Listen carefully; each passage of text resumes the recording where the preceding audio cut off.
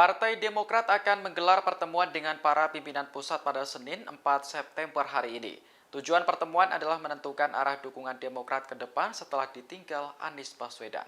Informasi tersebut disampaikan Koordinator Juru Bicara DPP Partai Demokrat Herzaki Mahendra Putra.